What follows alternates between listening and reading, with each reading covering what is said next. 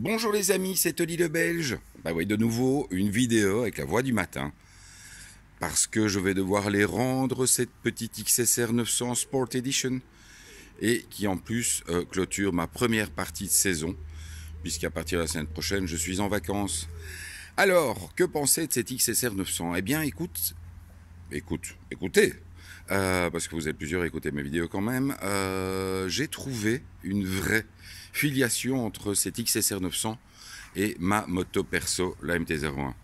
C'est-à-dire qu'elles sont toutes les deux aussi belles, aussi simples, mais aussi peu pratiques, aussi peu confortables. Et vraiment, le quotidien avec elles, c'est tous les jours la fête. Je m'explique. Donc, vous le savez, je suis parti il y a 2 ans avec la XSR 900, la normale, pas la Sport Edition. La Sport Edition a une selle encore un peu moins confortable que la XSR 900 d'origine. Elle est très très belle. En plus, vous avez normalement le petit dosseret que j'ai dû retirer pour faire la vidéo avec Mathis dimanche. Elle est très peu friande donc du chargement de l'arrêt de la selle, donc que ce soit avec un passager ou avec un sac. Dans les deux cas, la roue avant qui a déjà beaucoup de mal à tenir au sol, c'est encore pire parce qu'elle est tout le temps en l'air. Donc c'est pratiquement impossible d'accélérer fort parce que la moto directement se soulève. Donc niveau chargement, non. Par contre, à côté de ça, c'est un petit peu l'esprit du roadster originel. C'est-à-dire c'est un gros moteur qui va très bien, avec le chouette pot qui fait un son génial. Vous l'avez vu sur ma vidéo de Sun Off. Donc, elle est vraiment tellement vivante, cette moto, qu'elle vous fout la banane du matin au soir. Bon, ne parlons pas de l'aspect pneu, hein, parce que bon, ce petit 3 cylindres, on l'a connu dans la 09, dans la Tracer, dans plein d'autres idées, donc dans le trade justement, bah voilà, avec la MT-09, la Tracer 900 de la semaine dernière, avec le pack GT, c'était vraiment une très chouette compagne, le moteur était très sympa, etc.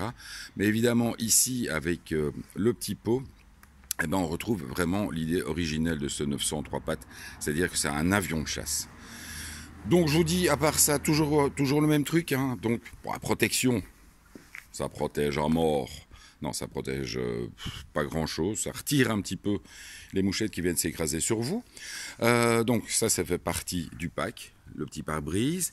Les leviers réglables, très agréables parce qu'ils tombent vraiment bien sous la main. Alors comme elle n'est pas équipée d'un shifter, on est très content d'avoir un petit embrayage comme ça court pour passer les vitesses à la volée. Autre chose, donc évidemment la protection moteur qui est très bien faite, qui protégera un petit peu le moteur en cas de petite chute. Le petit feu LED, il est très mignon aussi et il permet, semble-t-il, aux passagers, lorsque vous accélérez fort, de s'arrêter parce qu'ils n'ont pas envie de profiter de l'entièreté de ce feu LED qui est petit, mais quand même.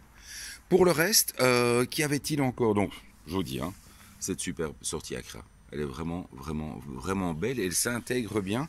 Elle donne vraiment un supplément de look à cette moto. Alors de temps en temps, un pot, ça va pas changer grand-chose. Ici, pour le coup, je trouve que ça lui donne vraiment un très bel aspect. Ça rajeunit vraiment cette moto. Et pourtant, la XSR 900 est une moto qui est un petit peu oubliée. Je ne sais pas pourquoi. Donc, je vois beaucoup plus de MT-09, de 07, de Tracer 900 que d'XSR 900. Certes, il y a l'aspect prix, hein. Mais cette moto est tellement jouissive et tellement joyeuse que ça reste quand même toujours un très bel achat. D'autant qu'avec ce kit Sport Edition, ça lui confère vraiment un look différent. Donc je trouve que c'est une moto, déjà quand j'étais parti avec en Suisse, je trouvais que c'était une moto qui était un petit peu oubliée dans la gamme Yamaha et même dans la gamme des Roadsters. Certes, elle doit se battre contre des Ducati, etc., qui ont peut-être un petit peu plus de sex appeal, mais ça reste une moto à ne pas oublier. Le tableau de bord, hein, est très sympa. Justement, on va regarder. Je m'étais posé la question. Trip 1. Ouais, à mon avis, on doit faire... Donc là, je suis à 171,7 sur le Trip 1 et je ne suis pas encore sur la réserve. Donc effectivement, ça doit être un réservoir qui permet un bon 200 km d'autonomie. J'ai toujours roulé en standard. C'est ce qui convient le mieux, je trouve, à la moto. Quand vous la mettez en A, elle est quand même très très bestiale. Et je vous dis, elle a déjà une fâcheuse tendance à monter en ligne. Donc, se taper en plus le mode A, ouais, ça doit être intéressant sur circuit. D'ailleurs, parlons-en du circuit. Clairement, c'est une bécane sur route ouverte. Vous pouvez déjà y aller franchement avant d'espérer toucher ces superbes repose-pieds parce que elle prend de l'angle vraiment très très très fort. Alors donc, programme. Je sors cette vidéo vendredi. Je vous sortirai une vidéo dimanche avec un petit tuto. Ouais, je suis devenu grand fan des tutos. Un petit tuto sur comment charger la moto pour les vacances, puisque je chargerai ma MV Agusta. Et donc, à partir de lundi, on passera en mode vacances. Donc, j'essaierai de vous partager un max de vidéos sur les différents calls que je vais faire avec la MV Agusta. Et puis, bon, je vais un petit peu profiter des vacances aussi, hein, les gars, quand même. Après, on attaquera la seconde partie de saison avec quelques gros morceaux, comme la Nikon, que je vais retester pendant une journée, mais une journée complète. Il y aura l'une ou l'autre petite surprise. Seb, je vais essayer de lui sortir, et il va le découvrir sur la vidéo, j'espère qu'il va la regarder.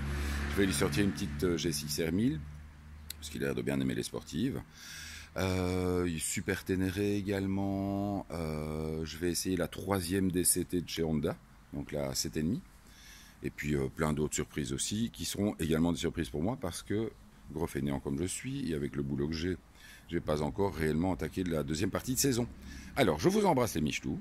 Et puis donc, on est vendredi, on se retrouve dimanche, et puis on se retrouve pour la semaine prochaine, pour profiter du soleil suisse. Alors, je crois que je vais bien m'amuser. Allez, ciao, bonsoir.